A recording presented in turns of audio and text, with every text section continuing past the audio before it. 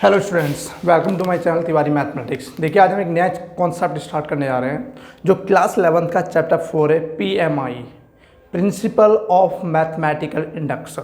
ठीक है, principle of mathematical induction ये जो चैप्टर है, मतलब एक कॉन्सेप्ट क्या है और इसका यूज क्या है, वो सारी चीज़ें हम समझेंगे और इसके साथ क्वेश्चंस करेंगे। क्वेश्चन के साथ इस पूरे टॉपिक को हम कवर करेंगे।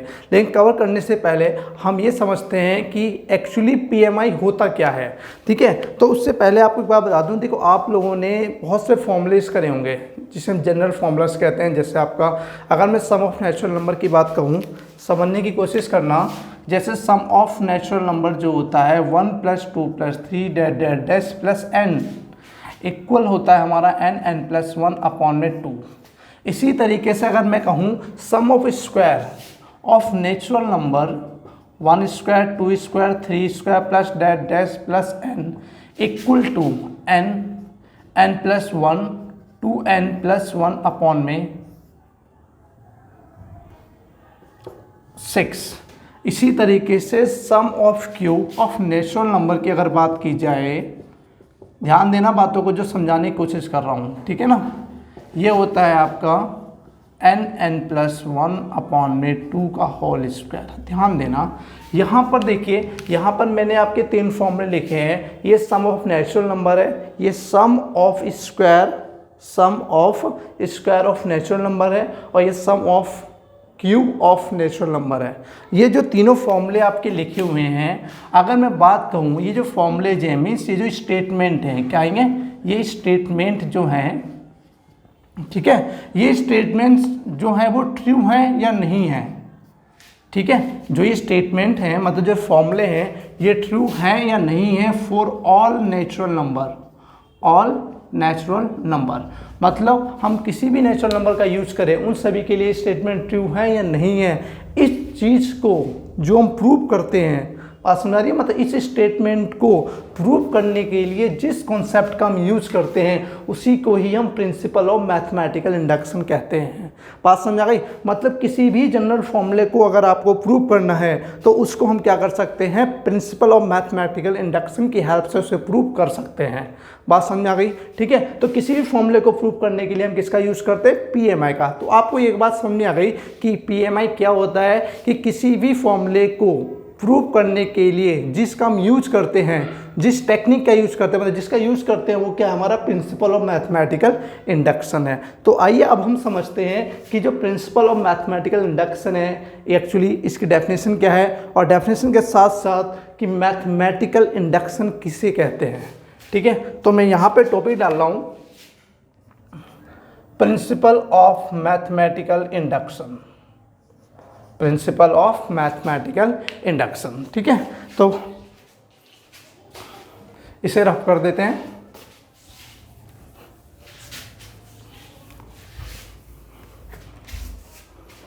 देखिए यहाँ पे, it is a technique, it is a technique, या फिर इसे हम टूल्स भी कह सकते हैं।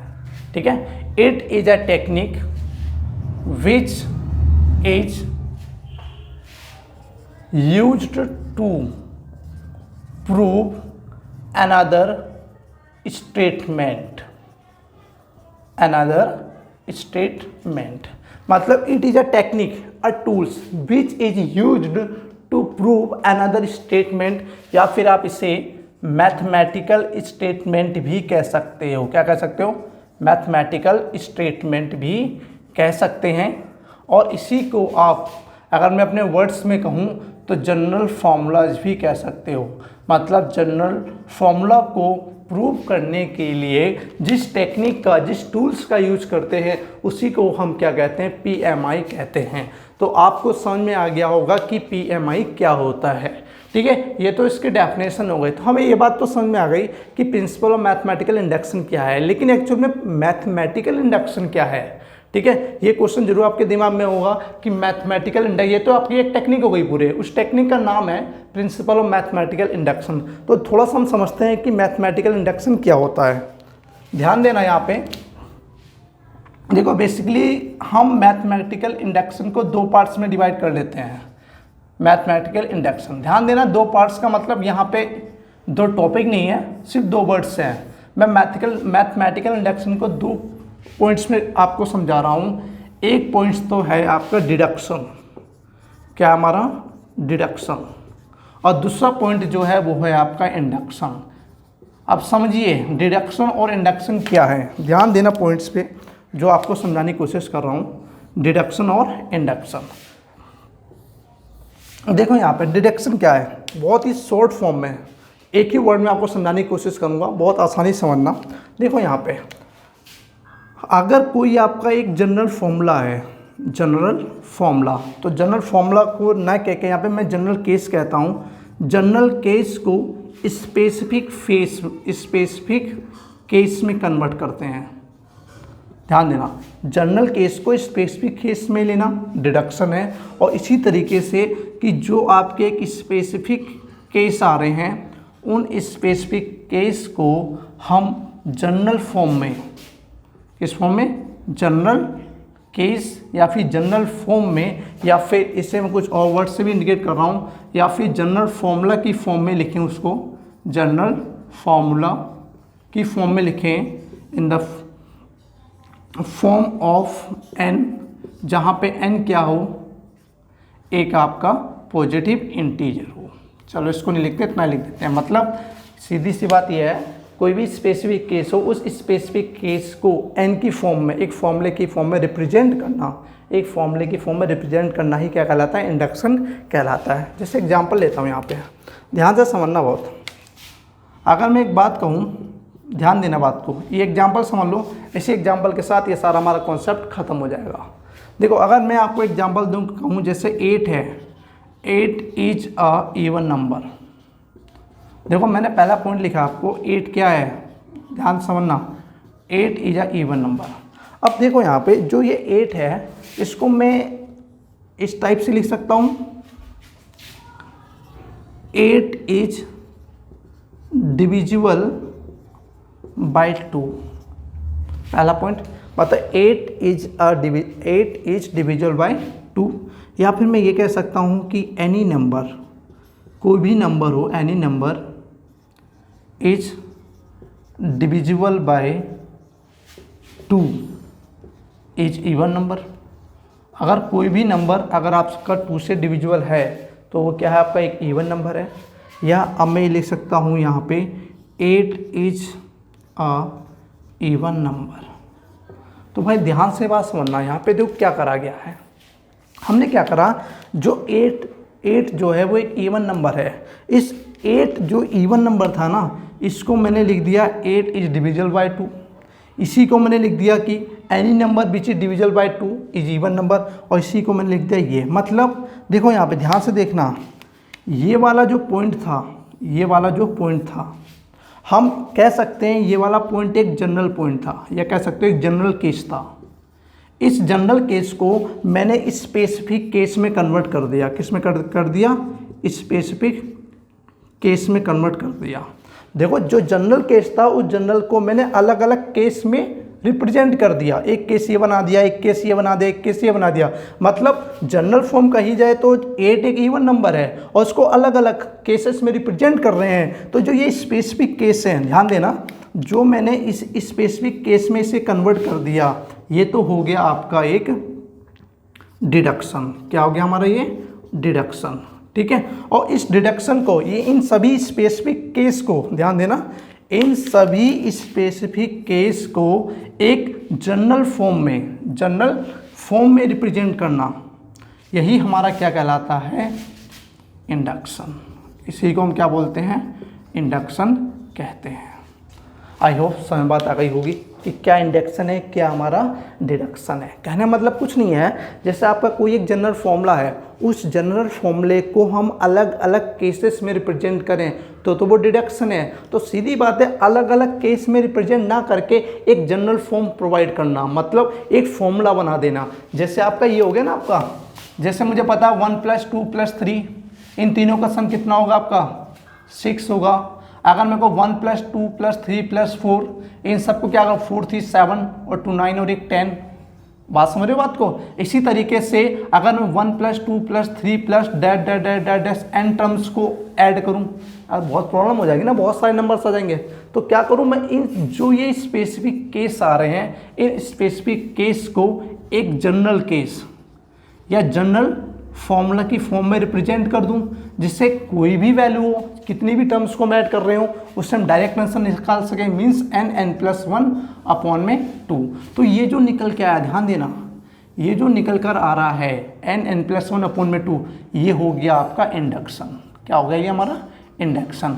और इसी के जो स्पेसिफिक केस निकल के आ रहे हैं, अलग अलग केसेस निकल के आ रहे हैं, ये हो गया आपका डिडक्शन। क्या हो गया, डिडक्शन। बात समझ रहे हो ना, अलग अलग केसेस की फॉर्म में रिप्रेजेंट करना तो डिडक्शन है, और उसको एक जनरल फॉर्म की फॉर्म में, जनरल फॉर्मूले की फॉर्म में रिप्रेजेंट करना ही क्या है, हमारा इंडक्शन है। और इसी इंडक्शन को हम बोलते हैं मैथमेटिकल इंडक्शन। क्या बोलते हैं, मैथमेटिकल इंडक्शन। बोलो बात समझ में आ गई या नहीं आ गई। अब ध्यान से समझना मेरी अच्छी तरीके से बात। जो हमारा ये मैथमेटिकल इंडक्शन है, देखो यहाँ पे अब जो ये जनरल फॉर्मूला बना है, जनरल फॉर्मूला एक तरह से मैथमेटिकल इंडक्शन की फॉर्म में, तो इस मैथमेटिकल इंडक्शन को प्रूव करना, तो सीधी बात है, अगर इस मैथमेटिकल इंडक्शन को अगर हमें प्रूव करना है तो डिफरेंट स्टेप्स को अप्लाई करना पड़ेगा। तो ये जो डिफरेंट स्टेप्स को अप्लाई करके जो मैथमेटिकल इंडक्शन को, जो ये फॉर्मूलेस को हम जो प्रूव करते हैं, उसी प्रूफ को बोलते हैं प्रिंसिपल ऑफ मैथमेटिकल इंडक्शन। क्या बोलते हैं, प्रिंसिपल ऑफ मैथमेटिकल इंडक्शन। अब मैं आपको शॉर्ट फॉर्म में एक बार बात करता हूँ कि जो भी आपके फॉर्मूलेज लिखे होते हैं, जो भी आपके जनरल फॉर्मूलेज लिखे होते हैं, वही आपके क्या कहलाते हैं, मैथमेटिकल इंडक्शन कहलाते हैं। मेरी बात समझा गई। जो जनरल फॉर्मूले हैं, उन्हीं फॉर्मूलेज को हम क्या बोलते हैं, मैथमेटिकल इंडक्शन कहते हैं। और मैथमेटिकल इंडक्शन को प्रूव करने की टेक्निक को ही हम क्या बोलते हैं, प्रिंसिपल ऑफ मैथमेटिकल इंडक्शन। तो इसी को मैंने बोला, चाहे से मैथमेटिकल स्टेटमेंट कह लो, चाहे जनरल फॉर्मूला कह लो, ठीक है, और चाहे आप अनदर स्टेटमेंट कह लो, इन सभी को प्रूव करना ही क्या कहलाता है, PMI कहलाता है।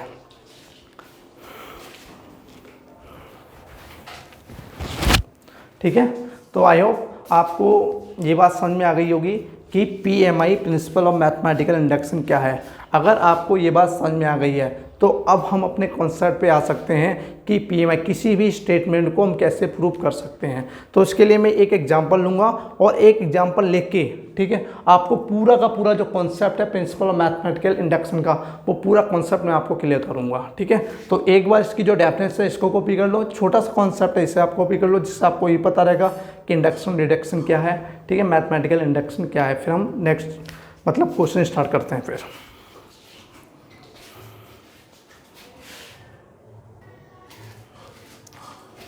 देखो यहाँ पे, तो ये बात हमने समझ ली कि प्रिंसिपल ऑफ मैथमेटिकल इंडक्शन क्या होता है, ठीक है, और इसका यूज़ क्या है। अब हम क्या करने जा रहे हैं, एक हमने क्वेश्चन लिया है आपके एक्सरसाइज का, ये फर्स्ट क्वेश्चन है एक्सरसाइज 4.1 का। ठीक है, सबसे पहला क्वेश्चन आपको देखो यहाँ पे लिखा हुआ है कि 1 + 3 + 3² + डैश 3 की पावर n-1 इक्वल टू 3 की पावर n-1/2।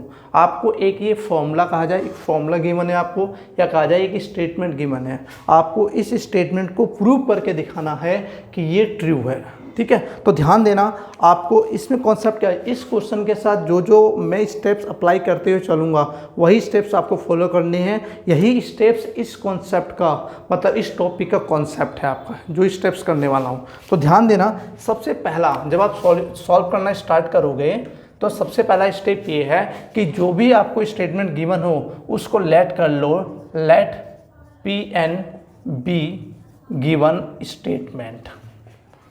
Pn क्या है, हमारी एक गिवन स्टेटमेंट है जहाँ पर n जो है वो बिलोंग्स टू करेगा किससे, नेचुरल नंबर से।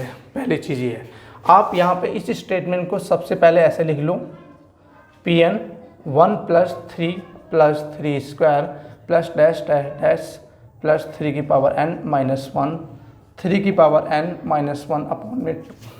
देखो सबसे पहला स्टेप तो आपको ये अप्लाई करना है कि जो भी स्टेटमेंट है उसको लेट कर लेना है, let Pn be given statement. अब देखो इसके बाद क्या करोगे, आप सेकंड स्टेप में क्या करोगे, पहला स्टेप तो आपका ये हो गया। जो आपका सेकंड स्टेप होगा इसमें आप सबसे पहले लिखोगे, यहाँ पे पुट करना है आपको, पुट n = 1।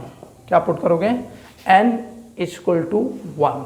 जब n की वैल्यू आप 1 पुट करोगे तो इस n की जगह आप लोग को लेना है P1। क्या लोगे? P1। आप यहाँ पे आपको पता है ये लास्ट टर्म होती है, तो आप ये सब कुछ ना लिख के सीधा लास्ट टर्म लिख लो 3 की पावर 1 माइनस 1 इक्वल टू 3 की पावर 1 माइनस 1 अपॉन में 2। तो इससे आप सॉल्व करोगे तो ये आ जाएगा 1 में से 1 0, मतलब 3 की power 0 equal to 3 minus 1 upon में 2। तो आपको पता है किसी की पावर 0 इसकी वैल्यू में से क्या आती है 1 इक्वल टू 3 में से 1 जाएगा 2, 2/2 इक्वल टू आपका क्या आ गया इक्वल टू 1। तो देखो यहाँ पे LHS इक्वल टू आ गई है RHS के, जो LHS है इक्वल है RHS के। इसका मतलब कि जो n इक्वल टू 1 है वो यहाँ पर क्या है ट्रू है। मतलब आप यहाँ लिख सकते हो अब P1 is true for n equal to 1। देखो जो P1 है इज ट्रू है फॉर n इक्वल टू 1। अब ध्यान देना ये स्टेप्स हैं आपके, अगर नाम स्टेप का नाम दूं तो ये आपका स्टेप फर्स्ट हो गया जहाँ पे n इक्वल टू 1 पुट करना है। अब जो मैं अप्लाई करने जा रहा हूँ वो हो गया आपका स्टेप सेकेंड। ठीक है, तो P1 is true for n equal to 1। अब अगर P1 ट्रू है n इक्वल टू 1 के लिए देन Pk बी ट्रू। ध्यान देना हम इस ट्रू नहीं लिखेंगे, Pk be true for n equal to k। और जहाँ पर k जो है वो बिलोंग्स टू करेगा जड़ इंटीजर, मतलब k यहाँ पर क्या है कोई एनी पॉजिटिव इंटीजर है, क्या हमारा एक इंटीजर है।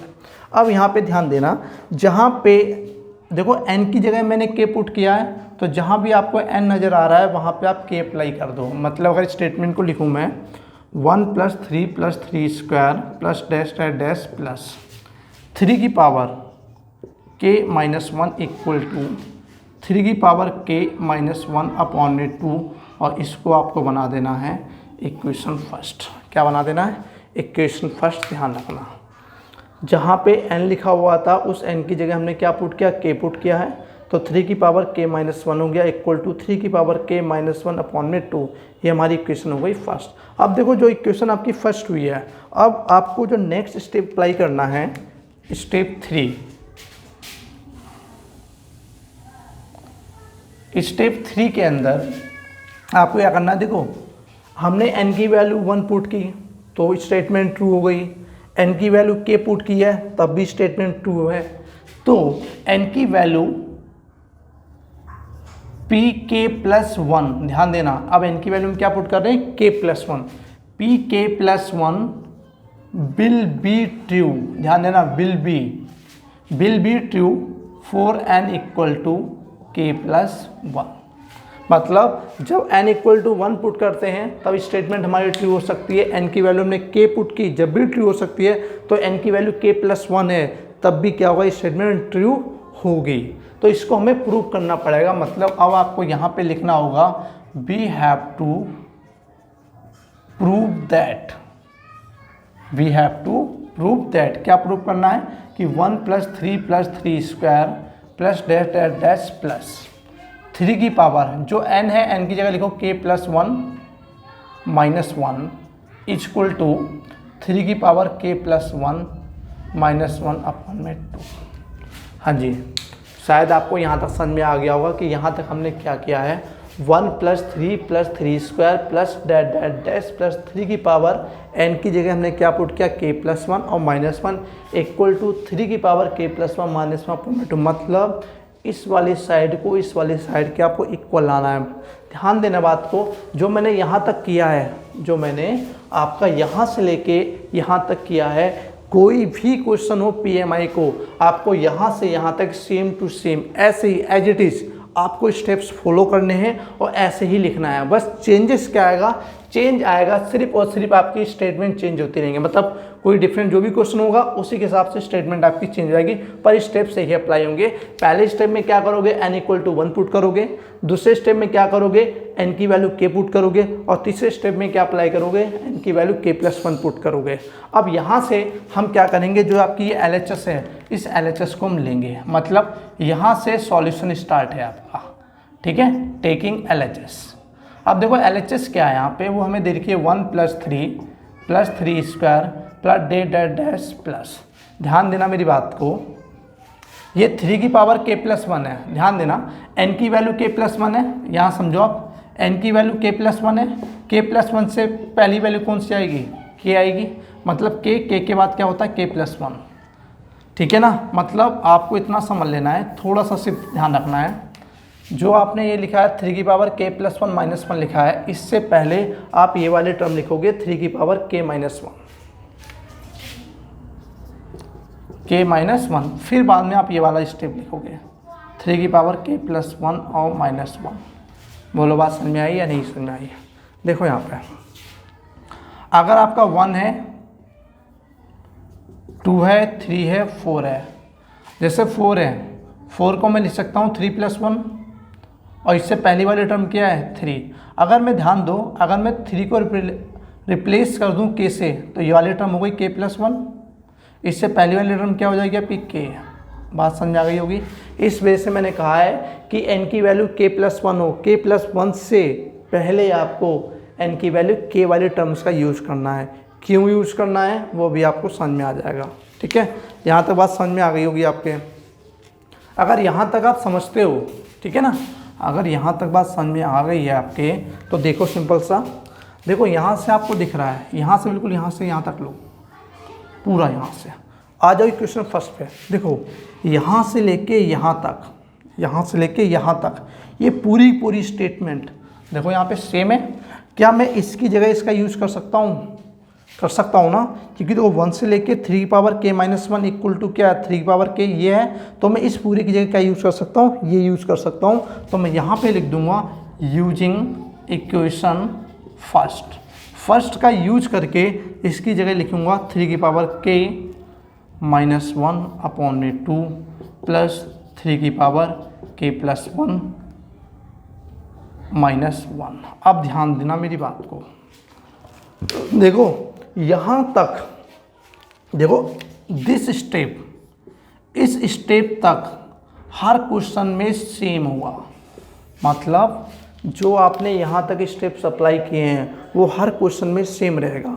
मतलब इतना आपको सेम करना है, ऐसे ही टर्म्स को लिखना है, फिर यहाँ से लेके यहाँ तक इसको इक्वेशन फर्स्ट लेट करना है, मतलब इक्वेशन फर्स्ट मानना है, इक्वेशन फर्स्ट की वैल्यू इस पूरे की जगह ये पुट कर देनी है। अब पुट करने के बाद यहाँ से आपका कैलकुलेशन स्टार्ट होती है। मतलब यहाँ से कैलकुलेशन का मतलब क्या है, यहाँ से मतलब ये आज तक आपने जो भी कुछ सीखा, चाहे आपने प्लस माइनस करना सीखा है, ठीक है, चाहे फ्रैक्शन में ऐड करना सीखा है, चाहे आपने एलसीएम लेना, चाहे फैक्टराइज करना, चाहे डिवाइड करना, ठीक है, कुछ भी सीखा हो, आप कोई सी भी कैलकुलेशन का यूज करो और यूज करके आपको इसका आंसर निकालना है। तो देखते रहना कैसे करना है। कुछ आपको स्टेप्स भी बताऊँगा जिससे आपको काफ़ी आसानी रहेगी। देखो 3 की पावर k-1 अपॉन में 2 है, 1 से 1 कैंसिल हो जाएगा, ये 3 की पावर k आ जाएगा। देखो यहाँ पे कुछ रूल्स बता रहा हूँ, ऐसा नहीं है कि हर जगह फुल होंगे, इन्हें आप दिमाग में लेके आना तो आपको आसानी रहेगी क्वेश्चन करने में। सबसे पहले आप जब यहाँ से सॉल्यूशन करना स्टार्ट करो ना, तो सबसे पहले ध्यान देना कि इसमें कुछ कॉमन तो नहीं आ रहा है। पहला पॉइंट क्या लिखा मैंने कि इन टर्म्स में, मतलब इसमें कुछ कॉमन तो नहीं आएगा।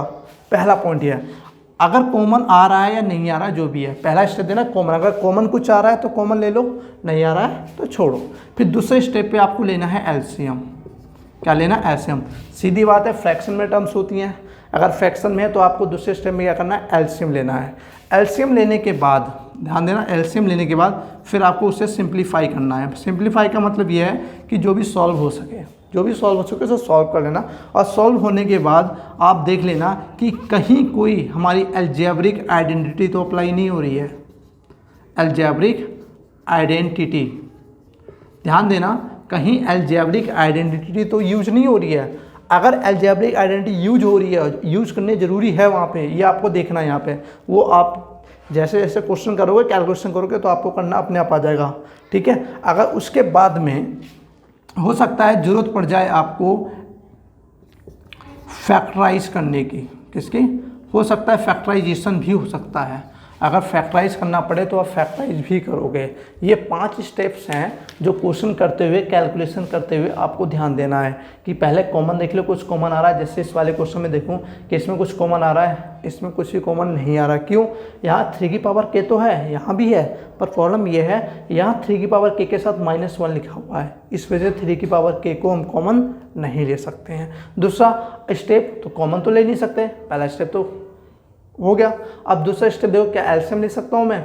बिल्कुल ले सकता हूँ। इसके डिवाइड में 2 है, उसके डिवाइड में क्या है? कुछ नहीं है, तो कुछ का मतलब 1 है। आप इन दोनों का एलसीएम लो, एलसीएम लोगे तो 2 आएगा, तो ये तो ऐसे आ जाएगा 3 की पावर k -1, 2 की मल्टीप्लाई इससे कर दो तो ये हो जाएगा 2 × 3 की पावर k।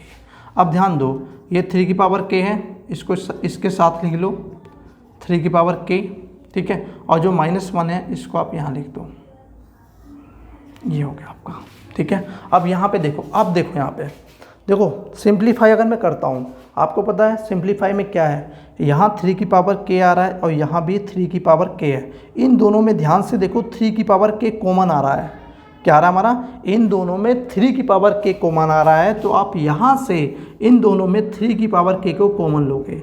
जब आप 3 की पावर k कॉमन लोगे तो यहाँ तो 3 की पावर जो k थी ये तो पूरी टर्म बाहर आ चुकी है, तो यहाँ क्या बचेगा? 1, और यहाँ क्या बचेगा? आपका 2 बचेगा, -1/2।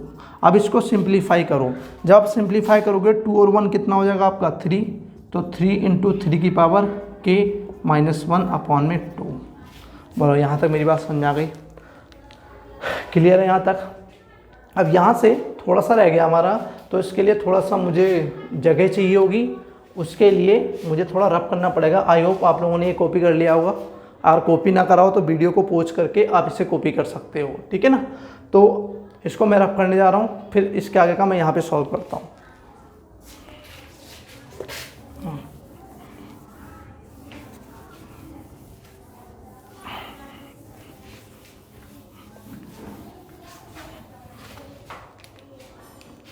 देखो यहाँ पे हमारा आया था 3 × 3 की पावर k -1/2।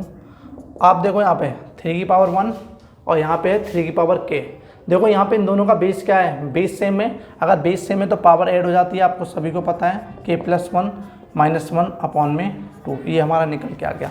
हमें प्रूफ क्या करना था? ध्यान से देखो, 3 की पावर k + 1 -1/2, 3 की पावर k + 1 -1/2, इसका मतलब हमारी RHS जो है वो आ चुकी है, ठीक है, RHS हमारी आ चुकी है। तो यहाँ तक आपका ये हो गया क्वेश्चन ख़त्म। अब आपको लास्ट में एक स्टेटमेंट लिखनी है, वो क्या लिखनी है? हैंस, ध्यान देना, ये स्टेटमेंट मोस्ट इंपॉर्टेंट है, स्टेटमेंट लिखना कंपलसरी है। हैंस pk + 1 इज ट्रू, ध्यान देना, pk + 1 is true for n = k + 1, ठीक है। whenever pk is true, pk is true for all natural number by using PMI। ये आपका आंसर, यहाँ पे आके आपका आंसर कंप्लीट होता है। इस स्टेटमेंट का मतलब ये है कि pk + 1 is true for n = k + 1 whenever pk is true. जब कभी भी pk ट्रू होगा तो pk + 1 हमेशा ही क्या होगा? ट्रू होगा फॉर ऑल नेचुरल नंबर्स के लिए बाय यूजिंग PMI। बस समझ में आ गई?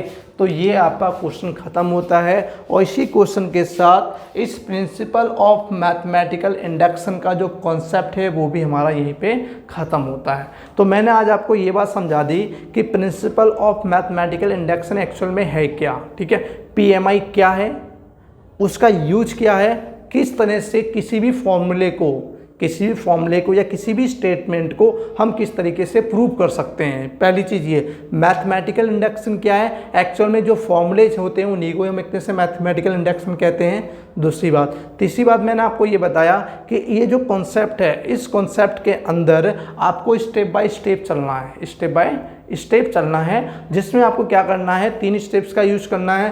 पहले n = 1 पुट करना है, फिर n = k पुट करना है, फिर n = k+1 पुट करना है। जो n = 1 पुट करोगे, n = k पुट करोगे, ठीक है, और जो n = k+1 पुट करोगे और इक्वेशन फर्स्ट का यूज करोगे, यहाँ तक हर क्वेश्चंस के लिए सिमिलर है, सेम कॉन्सेप्ट फॉलो करना है आपको। ध्यान देना, क्या कहा मैंने, सेम कॉन्सेप्ट फॉलो होगा। जो चेंजेस आएगा हर क्वेश्चन के अंदर वो यहाँ से स्टार्ट होगा। मतलब यहाँ से आपको क्या करना है, अपने दिमाग का यूज करना है और कैसे कैलकुलेशन को सॉल्व कर सकते हैं, कैसे प्रूव कर सकते हैं, वो आप यहाँ से स्टार्ट करोगे। दूसरी बात, जब हम कभी भी कैलकुलेशन स्टार्ट करेंगे, मतलब इसी स्टेप से जब हम सॉल्व करना शुरू करेंगे, तो आप ये 5 पॉइंट आपको ध्यान रखने हैं। इन 5 पॉइंटों को अगर आप दिमाग में रखोगे तो आपकी कैलकुलेशन काफ़ी इजी रहेगी और काफ़ी आसानी से आप क्वेश्चन को कर सकोगे, ठीक है। और लास्ट में ये वाली स्टेटमेंट लिखना कंपलसरी है, जो आपको ध्यान रखनी है। इसी के साथ आज हमारा कॉन्सेप्ट ख़त्म होता है और कॉन्सेप्ट ख़त्म होने के साथ, ठीक है, आपको जो हमारा ये टॉपिक है प्रिंसिपल मैथमेटिकल इंडक्शन है, इसको मैं 3 पार्ट्स में डिवाइड कर रहा हूँ। कितने पार्ट्स में? 3 पार्ट्स में। एक बार आप कॉपी कर लो, फिर मैं आपको बताता हूँ 3 पार्ट्स कौन कौन से हैं।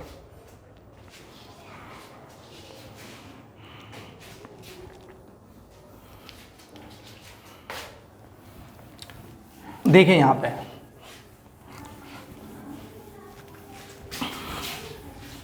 मतलब ये कहने का है मेरा कि ये जो PMI चैप्टर है, इस चैप्टर से 3 टाइप के क्वेश्चन पुटअप होते हैं। जो NCERT में है आपके 3 टाइप्स के क्वेश्चन हैं। तो 3 टाइप के क्वेश्चन कौन कौन से हैं उसको हम देखते हैं। PMI के अंदर आपके 3 टाइप्स के क्वेश्चन पुटअप होते हैं।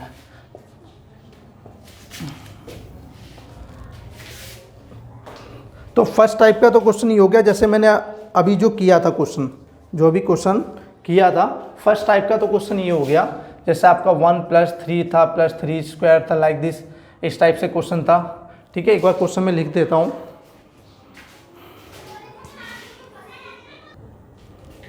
देखो यहाँ पे जो PMI है, इस PMI के अंदर 3 टाइप से क्वेश्चन पूछे जाते हैं।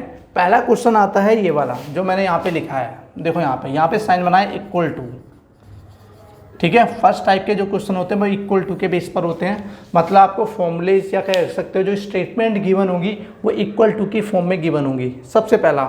दूसरा है आपका जो मैंने लिखा है यहाँ पे, ये है आपका लेस देन। आपका लेस देन हो सकता है या फिर ग्रेटर देन हो सकता है, लेस देन या फिर ग्रेटर देन की फॉर्म में हो सकता है, या ग्रेटर देन =, हो सकता है, या फिर लेस देन = हो सकता है। ये बात समझ में क्या कहा मैंने?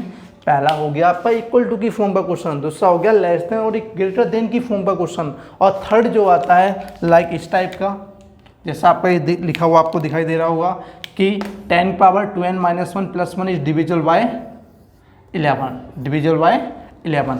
मतलब डिविजिबल जब भी मतलब आपकी स्टेटमेंट फॉर्म में होगा, डिविजिबल कह देगा, मल्टीपल कह लेगा, ठीक है। इस टाइप से कोई भी आपका क्वेश्चन आएगा।